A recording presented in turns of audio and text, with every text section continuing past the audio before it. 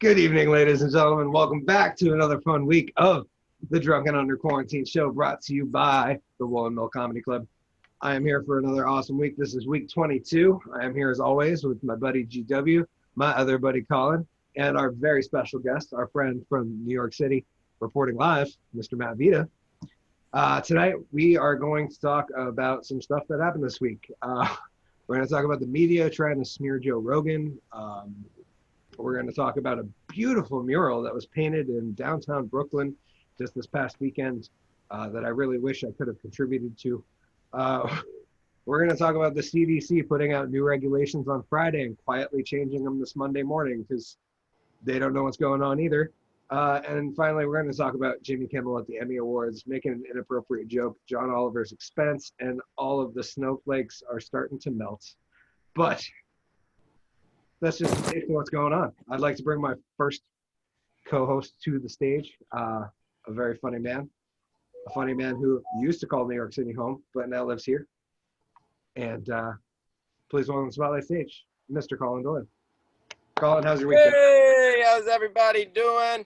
Good to be here, broadcasting from the back porch. Recently, I got back from New York.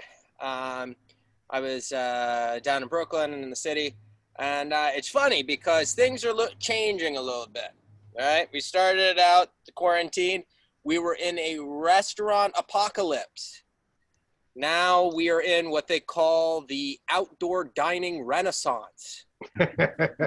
Amazing how we went from apocalypse to renaissance so quickly in just a half a year. But we've done it. We've done it well.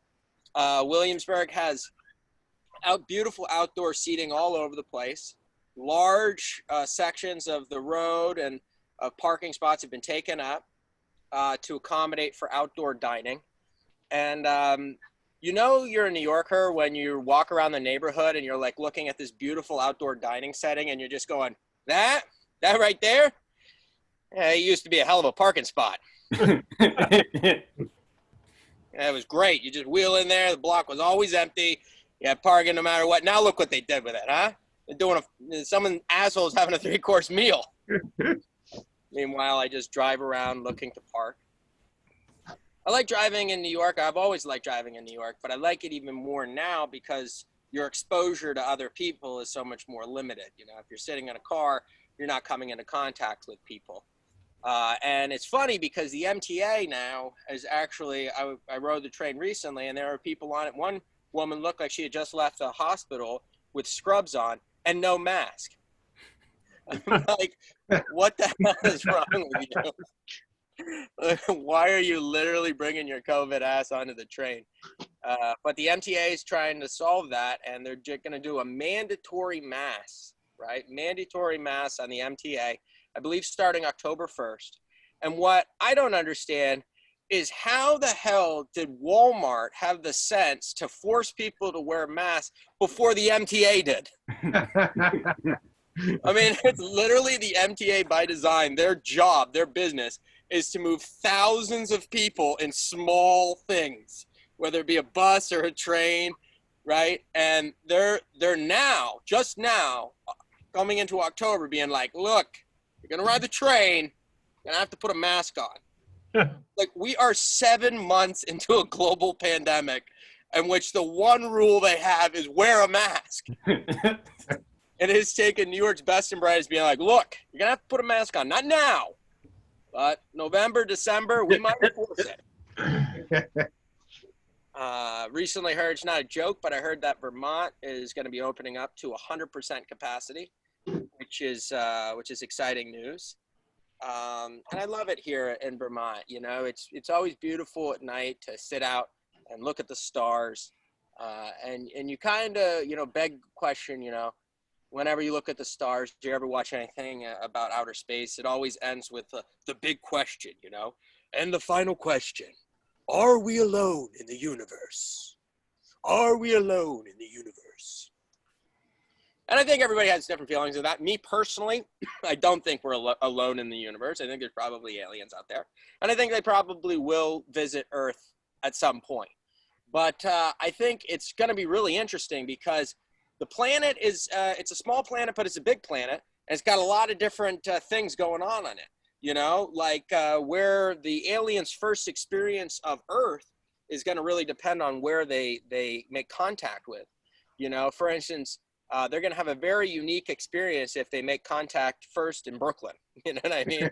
Can you imagine that, like UFO coming down, like hovering over like some like brownstone that like a bunch of hipsters are just like standing on the top of, or like goes to like the old school like Italian neighborhood and like comes down and it's like, we have a message for you. A guy from Brooklyn's like, oh yeah, hey, how you doing there, alien? You got a message for us? No, I got a message for you. Actually, you can bring back, believe it or not. And you go back to your planet and tell them I give you this message. Fuck you. How you like that, all right? Welcome to Earth, you motherfucker. I was like, just leave them. We're done. I really have. That's pretty much it. It's nice to be here on the show as always. G-Dub, how was your week? Oh man, well, first off, I need to say, I wore pants, guys. Yeah. It's been since March, but I finally had to wear pants. It just got too damn cold out. I went outside in shorts and I'm like, nope, this is a horrible idea. I need to probably move my ass back inside. And I never realized how itchy pants are. Like my legs just started chafing a little bit. I'm like, oh, what's this cloth here doing? It also looked like I was kind of jerking off somebody in the background. like oh baby. No. I've also realized this past week that I am an asshole. I was in the line at a grocery store getting checked out, and I saw a woman fall. Did I help? No. Did I stare at her? Yes. I completely looked at her and saw her kick off her Crocs. And I was like, well, first off, bitch, that's your first problem when you're wearing Crocs. Second off, if you couldn't see the puddle on the ground, that's not my fault. I'm going to stay here, check out my groceries, and watch everyone else file around you.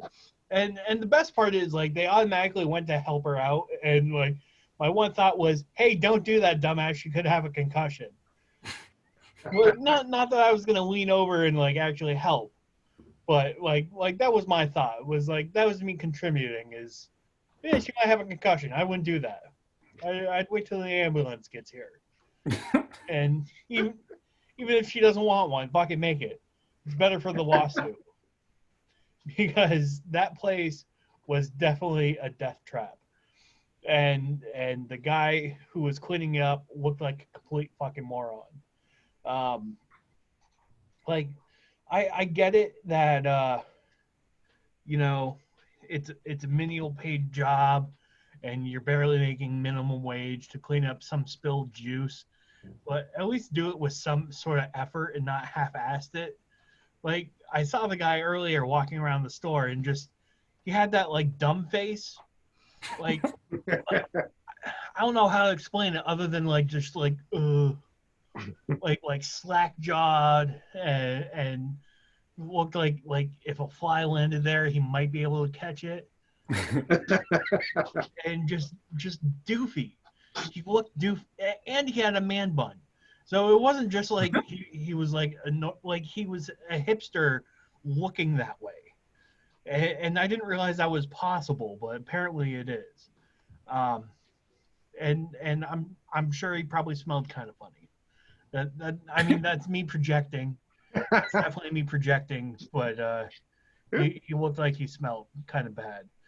Not like body odor bad, but like maybe like Axe body spray and old bong water, where he's trying, like, he spilt the bong water in his car, which was probably like a 2001 Toyota Corolla with a hubcap missing.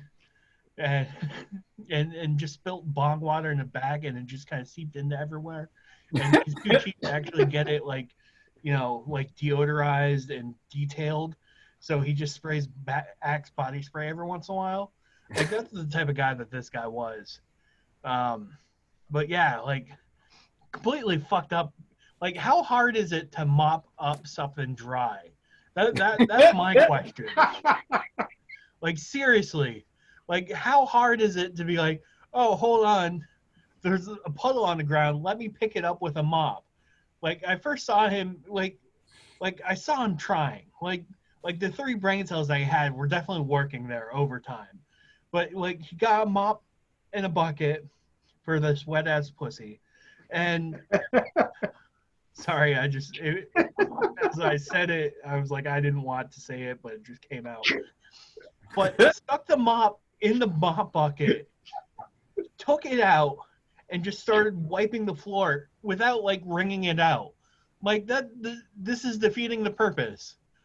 Like, you need to wring out the mop first, buddy, and then you just see like one of the like brain cells that he had, like one of the 3, just start glowing. And he's like, "Oh, I got it now," and then wrung it out after he created a bigger pile.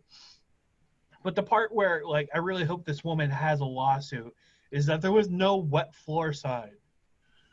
So I'm hoping she's smart enough to lawyer up.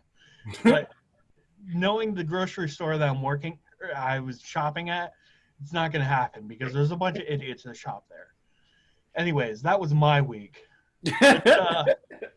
Let's turn it over to Hickory and do some magic. Oh, thank you, G. That was wonderful. I like to laugh at people when they fall as well, sir. This week, I am going to show you guys the last clip from the recording session where I've had some audio issues on some and some on not. So next week, it'll get a lot better. But this is a little thing that I like to call napkins.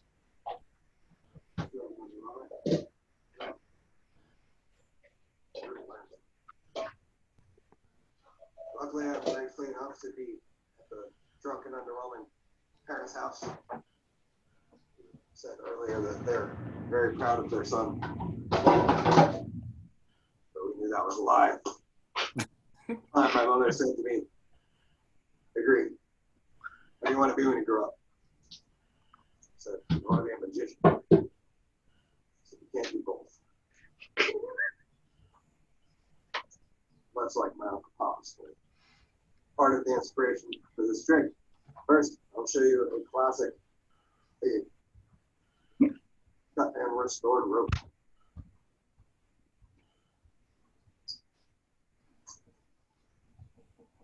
You take the 2 pieces of rope out, cut in half, making sure that they're fairly even. You're going to go in on, around and about, through around. Nice.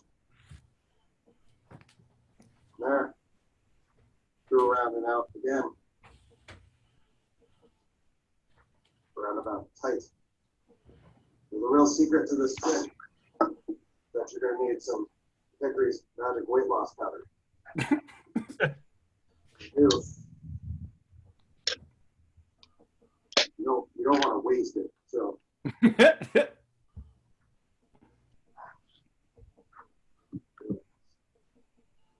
really helps magic too.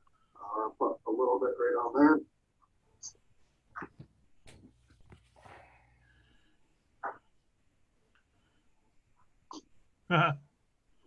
Back long piece of rope. Now, many of you may be wondering, Hickory, how the hell does that work?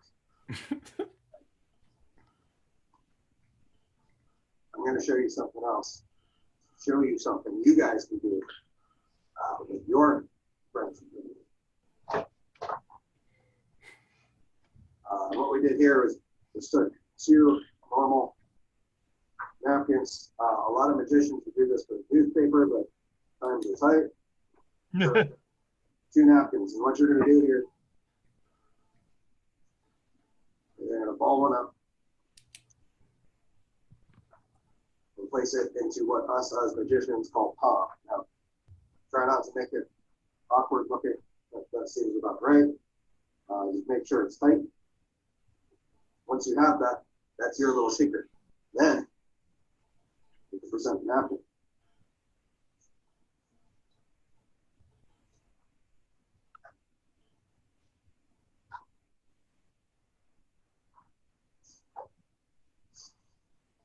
How many tears exactly doesn't really matter. The more tears, the more magical to your spectators as you assume the role in magician. So you have the torn up one. Okay. Now what's going to happen is you're going to take this one, you're going to move it over to this hand.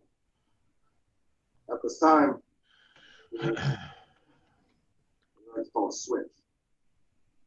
You switch those around. At the same time, you're going to reach into your pocket and pull out a pen, a marker, a magic wand. Today, we'll use a trusty knife. You'll top the napkin. Show everybody that you have just magically restored. Now, Sounds fun, the folks. biggest question Hickory gets when he performs this out is, or teaches somebody how to do this is, Hickory, what happens if they spot this in your other hand? The answer is you should have a good palm on it, and you keep your hands in a very similar manner. Hopefully they won't notice, and you can just kind of drop it or whatever. But what would happen is if I got caught doing this as well, I'm a magician. So I pull out my other magic wand, give it the tap. And you would find that Hickory had magically healed the torn and restored napkin. Thank you, everybody. Remember, stay safe, stay drunk, stay underwhelming. Thank you, everybody. Awesome. That was good. Audio was good there for you guys? Yeah. Cool. Okay. More to come. Without further ado, I'd like to introduce our next guest, the special guest of the evening. Man, I was excited that he agreed to be back on because I really enjoy talking to this guy, and he feels like a long-lost friend. So without further ado, welcoming to our spotlight stage with some Zoom booms, welcoming Mr. Matt Vita. Yeah! All right. Zoom booms. All right, I guess we got to do the theme song then. A zoom boom boom. Let me hear you say ha ha. A zoom boom boom. Let me hear you say ha ha. Girl, your punchlines are so crass. I just want to make you laugh. Want to joke just one more time. Make you crack up to my punchlines. A zoom boom boom. Let me hear you say ha ha. All right, now the jokes. I've got some new ones I wrote just for the show. All right, guys, what do you call a guy that likes to watch his wife have sex with other men whilst drawing pictures of shit? A cuckle-doodle-doo. Okay, he's got a gay brother. His gay brother said, a cock and a doodle-doo. Now their mother, let me tell you, their mother said, what do you want from me? I tried as hard as I could. She was a single mother. If you don't like that joke, you don't support single mothers. I read this week that Walmart is trying out a pilot program for drone delivery of groceries. And it's like, isn't the point of drones to put pilots out of business? Right? Zuckerberg or Bezos, you fucking robot fuckers? Okay. Everyone's really woke these days, right? Everyone's super woke until there's a chicken sandwich on the line, right? like someone could ask me like, hey Matt, do you think you ever date your best friend Sal? And I'd be like, well, Sal's a great guy, but I'm not gay. And be like, not gay, what are you, a homophobe? Canceled! Yeah. That's kind of how it goes down. Chick-fil-A came out earlier this year, and they said they hate gay people. They said gay people should die, and when they die, they should burn in hell. The woke police is like, yeah, those chicken sandwiches, though. Whew. Maybe we should order 2 and try to find a video of Howard Stern from '92, huh? All right. I didn't realize that God was so woke. I mean, Jesus looks like a Bernie bro, but God, I found out he's pretty woke too. Was it last week there was that couple in California that wanted to find out the gender of their unborn baby, and God's like, you're genderizing a fetus, burn California, burn! At least that's how I vision it went down. You know, God's like sipping frankincense out of his golden chalice and Greenwich, Connecticut. I don't know. That doesn't make any sense. I don't know what frankincense is. This is not a joke yet. This is a punchline looking for a joke. And I just got to be careful how I write this one. Otherwise, I might be canceled. But the premise is kind of like I think it's fucked up when guys are kind of like looking at women that get high up in like the business world, and they're like, oh, like she didn't try as hard as like the men did, and it's like, come on, dude, she's got her WNBA. Okay, no payoff on that one. It's like an WNBA. I don't know. I was trying to write that today. I told my girlfriend, and she didn't get it. Just like her last promotion. Okay. I realized that male comedians love being friends with sex bots on Facebook. I don't know if this is like strictly like a New York City phenomenon or like I don't know. What is it, the same thing up in Vermont? No, not okay, you know, honestly, I didn't think it was, because I was kind of thinking that like the creepy comedians in Vermont are the sex bots. You know, kicking us when we're down, like, you used to be the mecca of comedy. Now hail to my photoshopped breasts and give me Bitcoin. I don't know. Do you guys have Bitcoin in Vermont? I don't know. The other morning, I got a friend request from this chick. Tits are 4 times the size of her head. Ditto for the butt. 53 mutuals. I'm like, did I become a porn star overnight? I don't know. I'm an optimist, so I checked the penis. Nope. No, it's just I've produced a couple of comedy shows in New York, so I'm just friends with a lot of creepy men on Facebook. The best is like when the bots try to make it half believable. You know, the tits are only like 2 times the size of the head. There was a, you know, I'll admit it on the show. There was a time in my past when, you know, I'd get one of those requests. You know, tits 2 times the size of the head, 47 mutual friends. I'm kind of looking at it like, this seems like a girl that wants to be friends with me. And if I could read the subscript, she probably wants to be more than just friends. Yeah.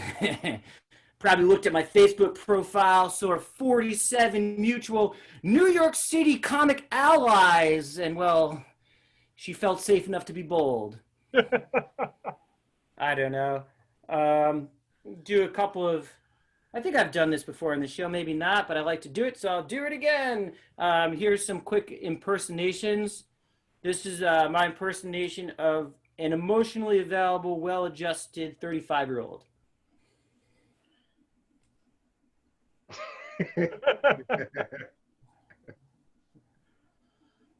Fuck, guys, I'm not there yet. Okay. Keeping it moving. This is my impersonation of Steve Irwin, the crocodile hunter, if he was still alive. Oh, I might. Right, because of the accent. Keeping it moving. This is my impersonation of Kanye West, if he was dead. Right? Because if he was dead, he'd finally shut the fuck up. I don't know. That joke is good because it becomes relevant every like couple of weeks. I don't know if you guys saw, like, he's been going nuts. It's actually pretty cool, but he's been going nuts on Twitter these last 2 days, like trying to like destroy the music industry, which is kind of cool. I don't know. So it was relevant, so I figured I'd do it. Also, I like to do the accent. You know, I feel like I do a pretty good Australian accent, right? Like, oh, I might. I don't know. Pretty good. I could also do a really good Chinese accent.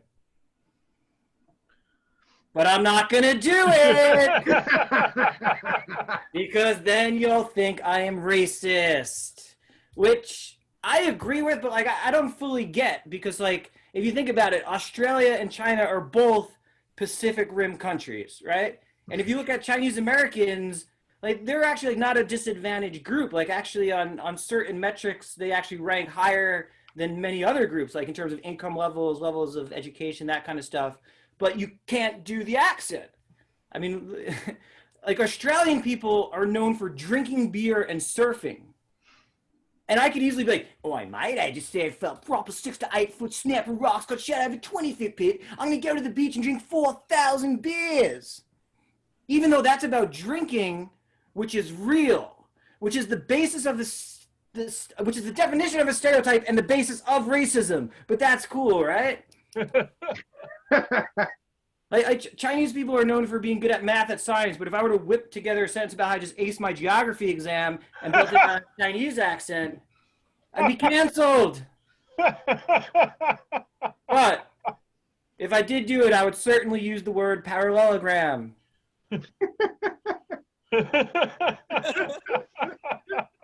Oh boy, my career's done. I don't know. I did that joke in down south like a year ago. And this like really woke white Southerner came up to me after the show. He's like, y'all know why you can't do the accent, right? He's like, y'all's white. Australians is white. Y'all ain't a Chinese. I had to stop him at that point. I was like, first of all, what? And then second of all, I was like, dude, actually, when I was 2 months old, I was adopted by Chinese parents, and I actually lived the first 8 years of my life in China, and actually to this day, I still maintain dual citizenship. And that shut him the fuck up really quick. And that was a blatant fucking lie, and he was really dumb for believing that. I don't know. That's basically all I got. Here's to being dumb, here's to being drunk, and here's to having fun, guys. Great to be back on the show. Cheers to you, my friends. Thank you for coming back and being on the show, Matt. We really always a pleasure. That was great. I just realized I had a realization now that all the Russian bots that people are talking about are actually those sexy ass chicks that are adding your friends as friends. Yeah. I have noticed that. I'll like look and I'll be like, wow, this is a surprisingly good looking girl. And I have 6 mutual friends. And I'll look and it'll be the 6 dumbest people I know. Like, this girl wants to just spend time with me and my 6 dumbest friends, or it's fake. Yeah, I think before I produced shows in New York City, it'd be 6 friends, and now it's like 46 friends. And it's like, okay, what's the common denominator here? Yeah. My conspiracy is that's the Russians meddling with the election. They're like, Teddy's for Trump. Damn it. We didn't foresee them using boobs. God. They found my kryptonite. Clever sons of bitches. Okay, I'll vote. I'll mail in my ballot. I'll vote twice. One for each boob. But that way you get a left vote and a right vote, you know? That's why they need the ass to sway the election. Ass for Joe Jorgensen.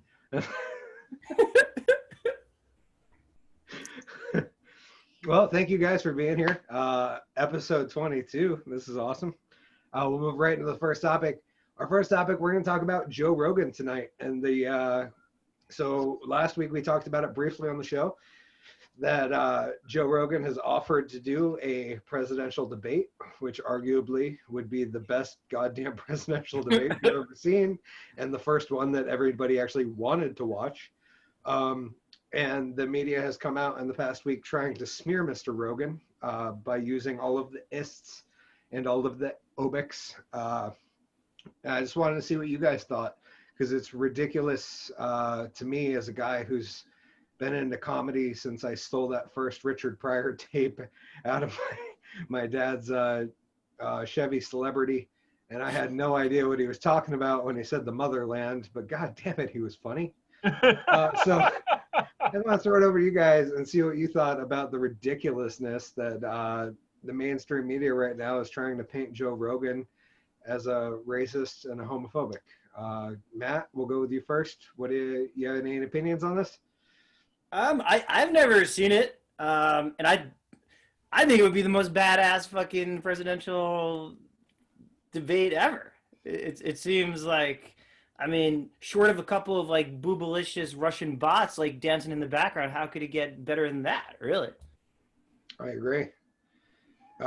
G-Dubs, we talked about it briefly last week. What do you think with the new updates? I think it's absolutely ridiculous that they're calling him homophobic. He had the world's strongest gay on his podcast, and not once did he be like, "You're burning in hell, cocksucker." like I have yet to hear him say anything homophobic other than jokes, which comes down to it. Oh God, we don't like people who joke in this country. I agree. He even to that point had the world's strongest vegan on the show as well, and didn't poke any jokes. And if you're not really gonna poke any jokes at the world's strongest vegan, I mean, who are you gonna make fun of? Colin, what do you think? Well, I mean, I think that Joe Rogan is a bit of a phenomenon, really, because he's had a long-standing career over many years in many different mediums, from host to a fighter to comic to the most successful podcast host in the world. And I think that from the outside, when you look at Joe Rogan, it could be a very easy way to paint a picture of him one way or another. But if you actually listen to him, I think he's someone who is a pretty enlightened individual. He's a very intelligent individual. He's someone who the whole podcast and what he's built over the past few years is really bringing some of the most knowledgeable, intelligent people in the world to a forum to talk about various issues. So I think he's actually probably well positioned to do something that would be engaging. As far as saying that he's homophobic, I think that he has had a very long comedy career, and some of his comedy that he's done is stuff that today he probably wouldn't write or perform because it was different times and people were saying things differently out of jokes. I was actually just listening to some Joe Rogan the other day. He's talking about, like, if, you're a straight man who like went bi for a little while, he's like, you kind of discredit everything from then on, like if you say to me like, well, I think it's like, yeah, but you used to suck dick, So it's like, yeah, he's like, and like, he's just being very real in that position and saying something from a point of view. I don't think it's homophobic. I don't even think today he would probably tell that joke because of just the climate of everything. But I think at the time it's him just trying to be funny and trying to talk about many different issues. So I don't think that really Joe Rogan's one way or the other. I think he's someone who tries to always better himself, likes to see other people better themselves. And so I don't think that he's really someone who's out preaching, some type of agenda. I think he's just trying to, learn as much as he can and meet interesting people, Do you know what year that clip was from by chance? Like any? I don't. I mean, I would say that clip could probably be 10 years old. I don't. So to put that in perspective, let's just a perspective moment right now. Obama was not in support of gay marriage when he took his first presidency, and that was in 2008. Yeah. So that was 12 years ago, Yeah. So if you were to take any clip before then, it wouldn't be strange that there would be a. Yeah. And there's things like there was a whole period where everyone in the country said things were gay as a punchline. It was just something that people did. People aren't doing that anymore. But some people are, I guess, but you know what I mean? But it's just like someone as successful as Joe Rogan. You know what I mean? He's not on the podcast calling stuff gay or anything like that, I don't think. So, not that I've heard. So, I don't think that he's someone who's, I think that he comes from a pretty holistic point of view. Yeah, it's crazy to me that a man who's recorded over 3,000 or 4,000 hours of content and past episode he's done. I think he's at like 1,200 episodes of the Joe Rogan podcast, and they're between 2 and 3 hours long. I'll tell you this: Joe Rogan could probably have made more money and probably been more successful continuing down a road of chauvinism and things like that, like the Man Show and things like that. He could have played into that more, and there probably would have been a large enough base for him to have made a lot of money doing that. And he actually hasn't. So I think that he actually kind of took a right and kind of went away from like the Man Show and a lot of stuff he was doing and into his podcast, which has become immensely successful, which is a pretty, I would consider it, the Joe Rogan Experience, like an educational podcast. You know, it's comical, but it's mostly designed to be educational and to learn something while it's didactic. And so he's designed a didactic platform that's been successful, which is unique. Agreed. And has had some of the most brilliant minds of our time on, like Neil deGrasse Tyson, many very, very smart academics, as well as entertainers. Yep. And he smoked weed with Elon Musk. I was wondering if he got Elon to front the bill. You know, like it was like, hey man, you were on the show. This jar here was about $200 when we opened it. Like, it's kind of like whiskey. Like that jar is never going to be worth what it was after we opened it. So you have to charge $200 to your water bill. Joe Rogan could snap every single bone in your body before you even understood what had happened. And then he comes on his podcast and he's like, but have you guys ever tried like grass juice? You know, like it's really like the way he like is as an image and who he is as a person is like two completely different things. It's kind of comical. Like most of these people who would be like, he eats his elk meat and he does that shit, but like he also believes in like, you know, holistic living and meditation and you know, and marijuana and things like that are much more, you know, just kind of like hippie, kind of like, it's like a hippie lifestyle. I think that's part of why I want to see him on the presidential debate, because I want to see Trump sitting on one side and Biden sitting on one side, and he just looks at him and he's like about to spark up this big old joint and he puts it in his mouth and he just looks at him and he's like, so why isn't weed legal yet, guys? And just starts lighting it up.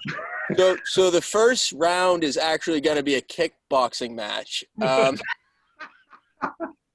Let's just get right to the bottom of this quickly. Let's kick it out and see who's still standing. Then you go to round two. And, you know, but I think that he was someone like, I feel like if he did this, like, I feel like he would do it like everything. Like he would look at Trump and he'd be like, now, bro, give it to us straight, bro. Where are we at? And then he'd be like, Biden, bro, you need to, where are we at, Biden? Bro, listen to me. Like, I think it'd be brilliant. I must say, I feel like he's the person that I've heard say "bro" the most gentlest. There's something very soothing when Joe Rogan says "bro." He pulls you in with those bros. He's just like, yeah, it's so true. It's like, bro, I don't know I can't describe it. It's something magical about it. It's just no. Fuck the TVs. Fuck the cameras. It's just you and I. It's just you and I. Don't even worry about that. Tune it out. All right? It's like you're in an ultrasonic suppression tank, right? Just tune them out. They're not even there right now. It's just us. Well, and Collen brought up a really interesting point about his image.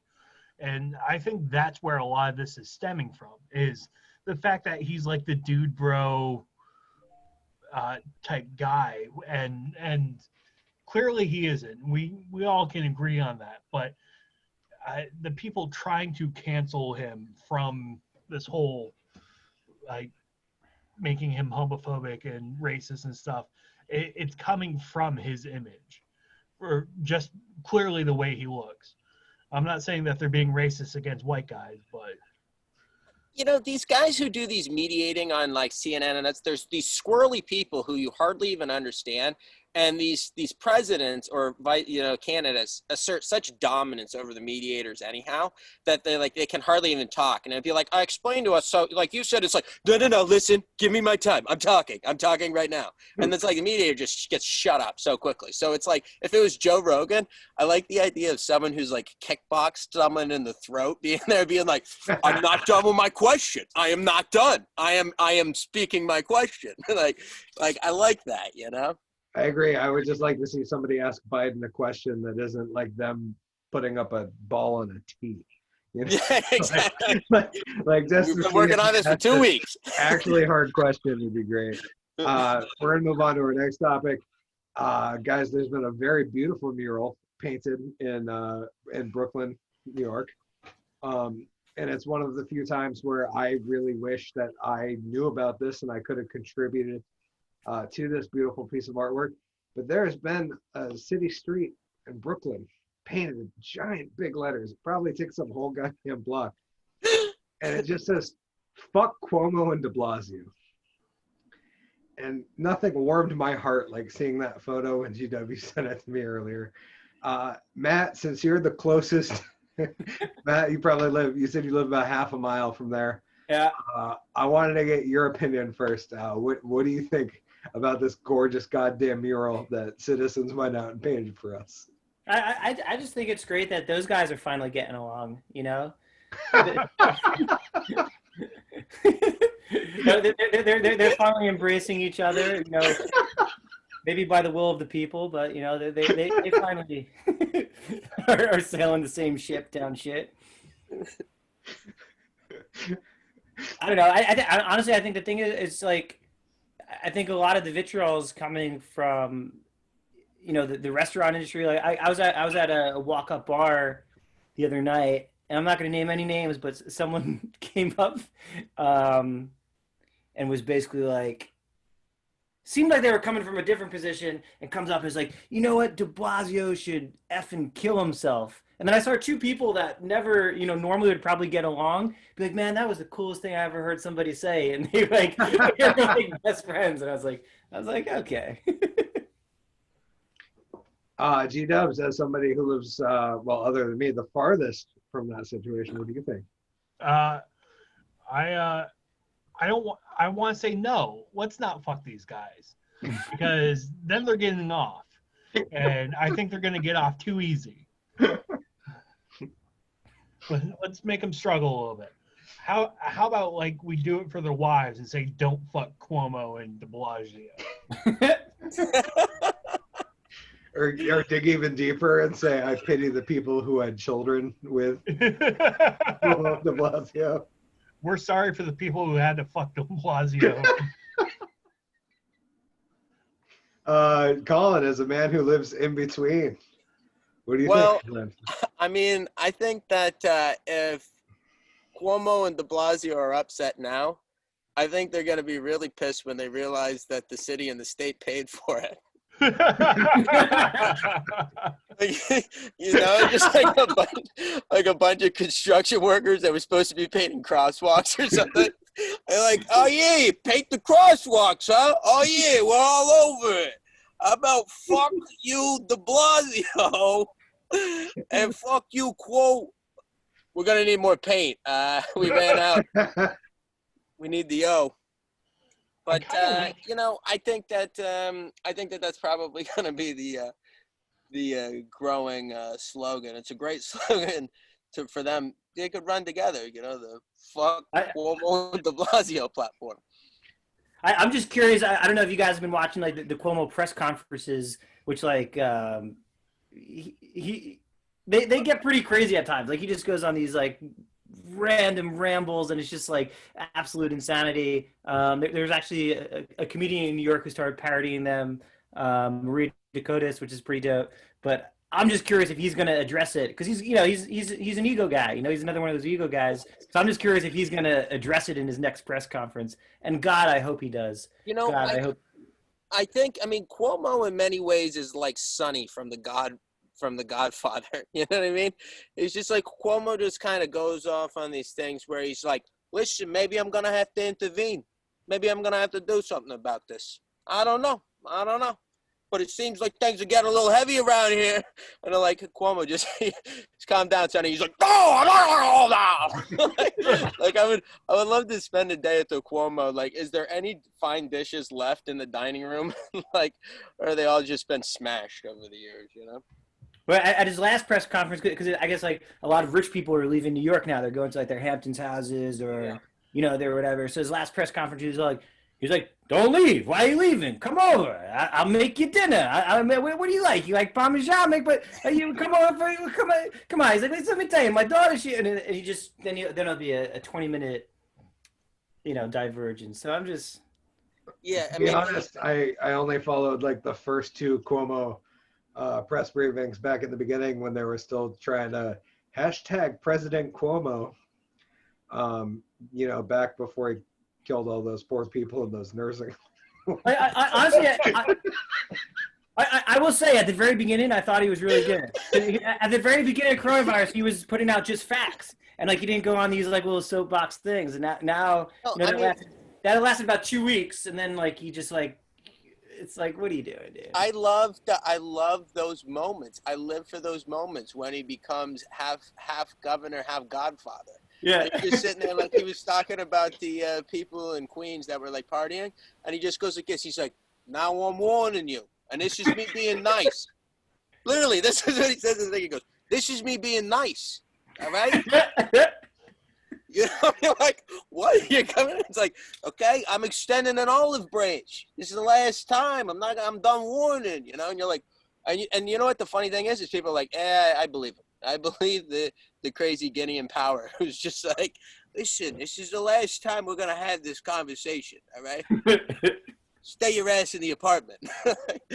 It's something, but I don't know. De Blasio's been a total failure. I mean, it's just I voted for De Blasio too, and he seemed like a great guy on paper, and and in some alternate universe he is, but in this universe, in this lifetime, he's been a failure.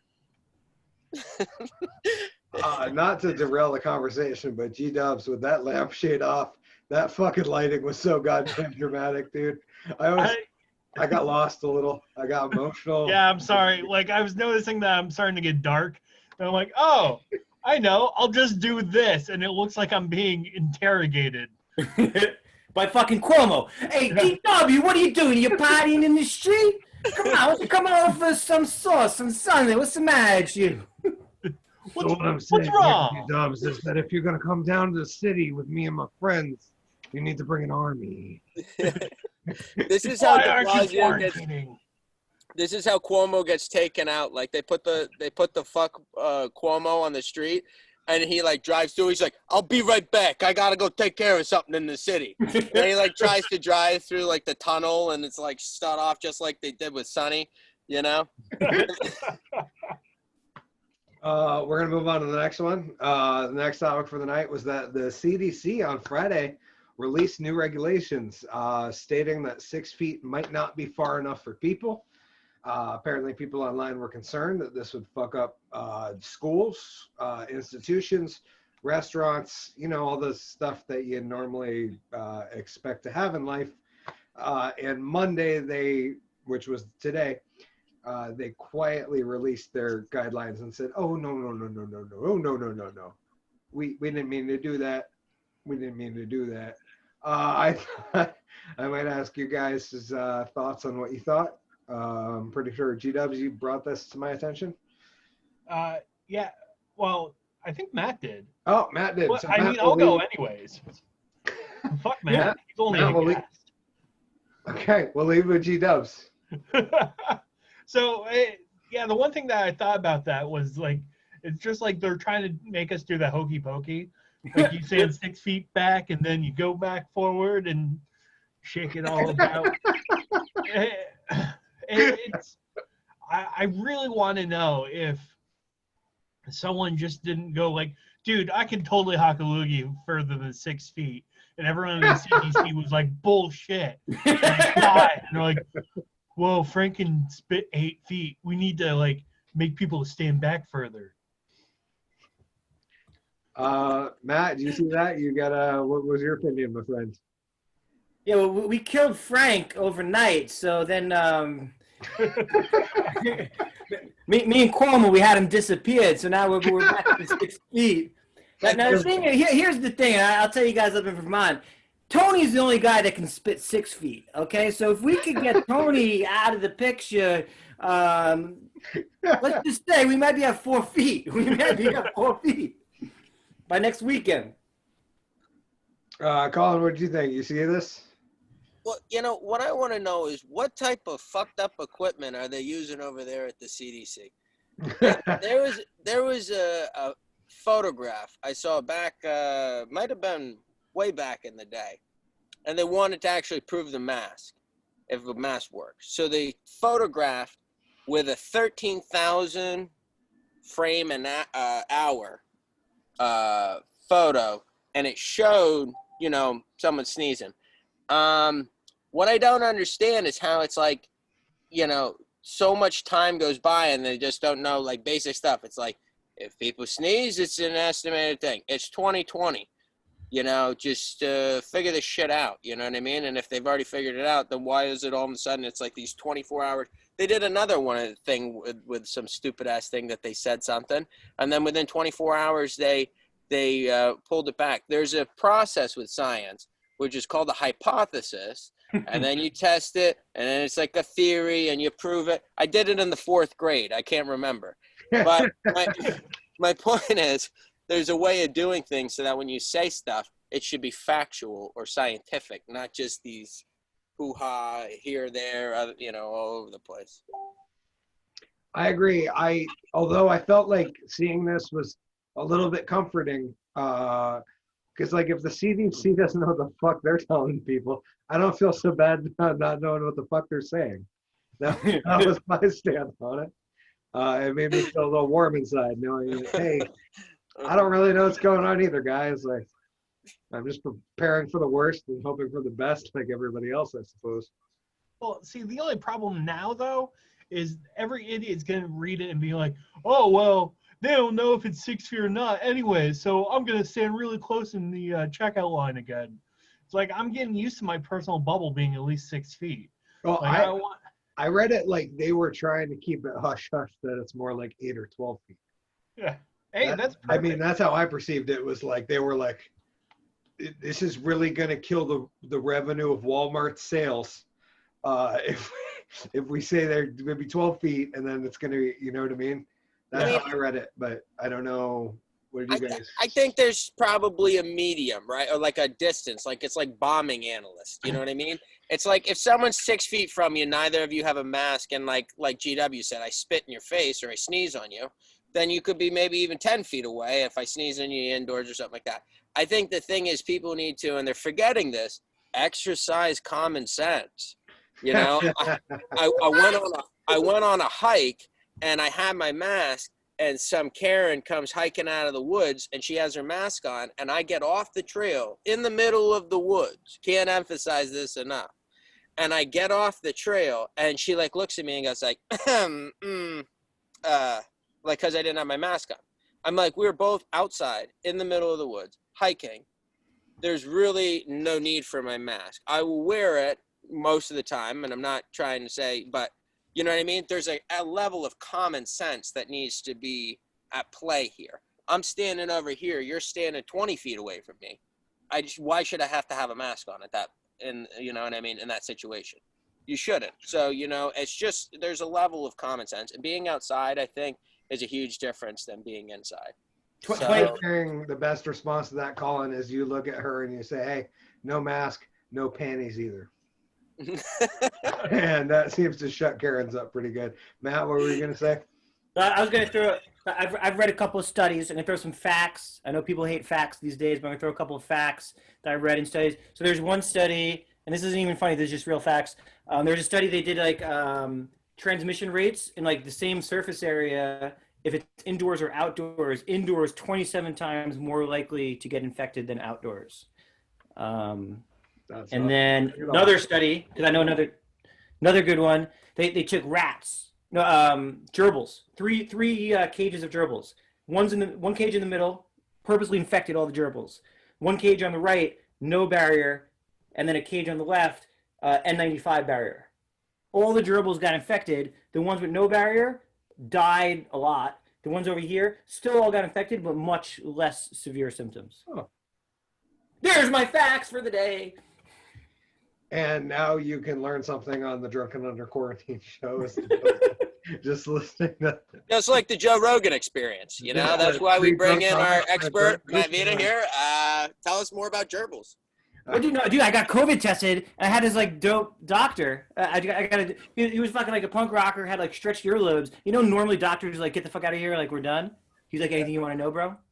I was like, yeah, what do you got? And he gave me 10 minutes. He's telling me all about these studies, and I was like, dude, you're the coolest doctor ever. Wow, my doctor hates my guts. He's always like, you're a fat piece of shit. I'm like, oh. I just want a healthy relationship with my doctor. That's all I want. I want someone to be like, hey, man, how's it going? Not like, oh, God, it's you again. He's still shaming G-Dubs like he's his 4th grade teacher or something, like, hello, G-Dubs. Yeah. What's bothering you this time? Speaking of mentality of the 4th graders, that leads us right into our next topic, which is people are upset with Jimmy Kimmel for making a joke on the Emmys about calling immigration customs, whatever that's called, Enforcement. Immigration customs enforcement. Thank you, Jeff. On John Oliver, which made me laugh really hard when I read this article. Have we gotten too soft? Vita, what do you think? Yeah. I didn't hear the joke. But in general, I'm going to give you a yes in general without having heard the joke. But I'm going to say any joke made at John Oliver's expense is not too far. That's my personal stance. Because we shouldn't have some British cocksucker telling us what we should believe for American politics, especially some British cocksucker that's trying to fill Jon Stewart's shoes. This doesn't speak for the rest of the show, but I'll say fuck John Oliver and fuck Trevor Noah. How about that? That's my official stance. Colin, I see you smirking your ass off. Let's turn it over to you. Well, I mean, I think that Jimmy Kimmel is another one that I think, and I know that there's actually some relation with Joe Rogan. I think it's they're cousins or something, actually. They were both hosts of the Man Show. But yeah, and I think that they are related somehow, but we'll have to fact check that at another time. At any rate, I think Jimmy Kimmel is someone else who is, or we won't. But I think Jimmy Kimmel is someone else whose image perhaps doesn't always align with his actual feelings with things and things that he does. And so I think that he's someone who you can paint a picture of again, which is actually time and time again, he's in the past has surprised me with his balls and the things that he's done and times and calling out different people and things like that. And so I think with him and Joe Rogan, I don't know and John Oliver, I don't know the context of it, but I think with John Oliver, he should realize that he's fair game to be made fun of in the same way as, everyone else is. And sometimes those jokes that punch, you got to punch in a way that other people wouldn't maybe have the balls to punch. And so you're doing something that actually shocks people a little bit to say, wow, I can't believe you just took that there, or I can't believe you said that. And that's not always a bad thing. I mean, people like, as far as being ultra soft and stuff, I think that in a democracy, that as we progress to try to be a better society and a more equal and fair society, you can't lose track of the fact that, there is such thing as making fun of ourselves and each other. And that's a healthy thing to do. It's not always something that needs to be painted in a negative light. To Matt's joke about like the Asian impression, like, it's like, I understand that, but at the same where we are now, but at the time people used to make Asian jokes. And here's the thing that nobody likes to say, but the Asian jokes were funny. And what you would call cultural humor was funny. And it was funny in a time where we all made fun of each other equally, I think. And we had a laugh about it, where today it's like, sometimes if you're so scared to make fun of each other, it almost like becomes a thing where it's like some of these issues don't get talked about in the same way sometimes as you do when you're having a laugh. So I don't know. T-Dubs, what do you think on that one, man? So here's what what Kimmel said. Congratulations again to John Oliver. I'll be reporting ICE tomorrow. That's it. That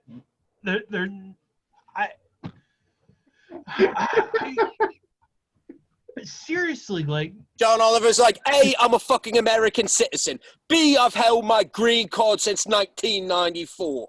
C, in 2013, I immigrated through with working visa status. You know, it's like, John Oliver, it was a fucking joke. You have an accent. You work in America now. No one's deporting you. We were joking. Was he upset or was the media upset? Where was the source of That's the? a good point. And to be honest, I don't care if he was upset because I hate him.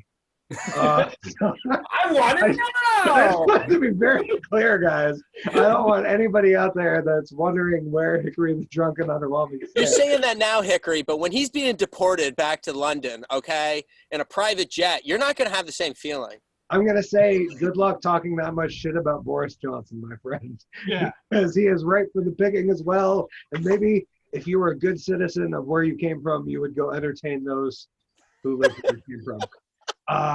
And, you know, maybe let us Americans talk about, I don't know, the history of our country. It's really hard. And this is a rant. I'm sorry for you guys who don't want to hear Hickory rant about the fact that he is a full-blooded American and cares about this goddamn land. It's hard to watch Trevor Noah and goddamn John Oliver talk about how shitty of a place this is when they chose to fucking be here. Like, I can't handle it. Like, especially because they have the money to go anywhere they want, and they're making more money talking shit about America in America than they could where they're from. I hate to make this tangent, but how about can we just talk about Canada for 2 seconds too? Don't you love how Canadians weigh in on our political system when they don't know shit about it? They don't know anything about it. They're like, hey, America. It's like, Canada. I would never have the audacity to talk about Canadian politics because you know what? I don't know anything about it. What makes me laugh about Canada on that fact is that, like, they have 10% of the population of the U.S. Like, Canada trying to preach to us about how we should run a country is like California telling the rest of the United States how we should run the country. Dude, you're 10%. That's like the amount of Americans that are on Twitter. Like, Vita, you got anything to say after my hate-filled rant? I'm scared for everybody now. I'm scared. I'm a drunk magician. I can't fuck that much. My eyes wandered to what appeared to be 2 dildos on your table while you were having your rant. Well, we're starting to play a show. Find the Easter egg. And, I will fuck Canada with one of these dildos. That is a promise. Beautiful assistant. No, fuck Cuomo and de Blasio. Yeah, there's a little rat skull over here, and I was trying to get him to make out earlier, but it didn't feel right because there wasn't 2 bodies. Bitch, give me some head. Oh, that's a good point. We'll just put her in at the tip. Gino, is there anything you got to say after that? After all that? I just, you know, I just got to say, it wasn't even John Oliver that was pissed. It was Twitter. Bunch of twidiots. Like seriously, like, fuck. Like, I get it. They're, like, ICE is, like, a hot topic now, but Jesus Christ, grow a fucking sack. But again, like, if you don't, the joke is like to acknowledge it, make fun of it, talk about it, think about it, right? If it wasn't funny, if there wasn't a risk to it, it wouldn't be a joke. So it's like, even like you can see Jimmy Kimmel being like, oh, this will be like kind of edgy. And then like the next day, it's like you're being like slaughtered for it. It's like he was trying to make a joke. And probably, honestly, from his point of view, I think probably thought that some people would be like, oh, great, he talked about ICE. He mentioned that they're deporting people. He mentioned something that, you know, whatever, to bring attention to it. But now if you can't even talk about it, so then what? We don't even talk about anything. Oh, yeah, no. There's no point in talking about shit anymore because even if you were so completely anti-ICE, people wouldn't get the joke. Like that's it's the whole taking jokes literally. Right. Because I think of that as almost an anti-ICE joke, because the way he's making the joke about it is to say that he would be deported, is to say that here's a man who's got a job in America or whatever. It's a thing to draw almost attention to that. Yeah. I don't know if that joke is pro-ICE. And then they look at that and they bastardize him for saying like that's a pro-ICE joke, when really, and if the joke structure of it was probably the opposite. It wasn't a very good joke, I'll say that. Oh, Yeah, I'm saying, yes. if anything, we should be attacking him for not writing good jokes. Write a joke. Especially when you're at the fucking Emmys giving out awards. If you're going to cause a controversy, and we'll put that as all stand-up comics, if you're going to die on a hill, at least make sure it's a good fucking hill to die on. It's so true. It's like, don't come out here with a weak 9/11 joke. No. It doesn't make any sense. No, when I used to do stand-up, I'll talk about some awful shit, but it's awful shit I stand behind. That's what matters. We're about out of time. Thank you guys for hanging out. This has been a really fun hour. Thank you for listening to me get my Alex Jones on, because I needed to do that. After all this moderate talk about Joe Rogan, it was nice to rant there for a second. And let's go around the room. Matt, Mr. Vita, where can we find you, sir? I'm on the Twitters, the YouTubes. At Matt Vita, just for clarification. Yeah, Matt Vita will find me. Big Dog NY1 on the YouTubes. Also, I just dropped some music stuff. If you look up Nar Father, I'm promoting this. I just dropped a couple of singles. That's GNAR. Oh yeah. Just making sure, because there's some old people like my parents who watch the show. GNAR, new word, father, FATHER, for her pleasure. Mr. Doyle, where can we find you, sir? So I know we've jerked you around a little bit during this quarantine, but with Vermont's reopening, we are going to be opening up in-person shows per the state's protocol in October. So stay tuned for that. Very excited for that. And we'll see you guys there. GW, sir? Your shout-outs? Catch me in the shadows. Homie needs to get a better light setup. That's one thing. Find me on the Twitters, the Instagrams, the Parlors at Foley Kills. Awesome branding. Find me on Facebook at GW Foley. I forgot what my name was for a second there. Yeah. Always be beautiful. Thank you guys for hanging out. You can find me at HickoryTDAU, short for Hickory the Drunk and Underwhelming, at Facebook, Instagram, Parlor, and just search Hickory the Drunk on YouTube, and I seem to be the only guy who goes by that. So search that on YouTube. You can find all our past episodes. Another great week, episode 22 in the history books. Next week, episode 23, Mr. Mike Gray will be here with us on the panel. And who knows what we'll talk about, because it seems like there's a whole new list of topics every week that just write themselves. So we won't have much idea until Sunday, because there's always shit going on. Thank you guys for hanging out. Colin, G-Dubs, Matt, thank you guys so much. I appreciate you all. And I can't wait until we can do this in person, because that'll be great. It'll be great to call this the Drunken Under a Table show, where we all get so drunk because we've been hanging out together that we have to sleep at the comedy club. That's really what I'm hoping for. And for everybody out there, thank you for joining us. A shout out to everybody who follows the show, especially Jason, who's left a pile of comments mostly saying lol and a during the show. So thanks for watching it, enjoying it. And you can follow me. Go find all the past shows at Hickory the Drunk on YouTube. And I hope everybody remembers to stay drunk, stay safe, stay underwhelming. But most importantly, get out there and enjoy your life, because we don't have a whole lot of it. Okay, we're no longer live.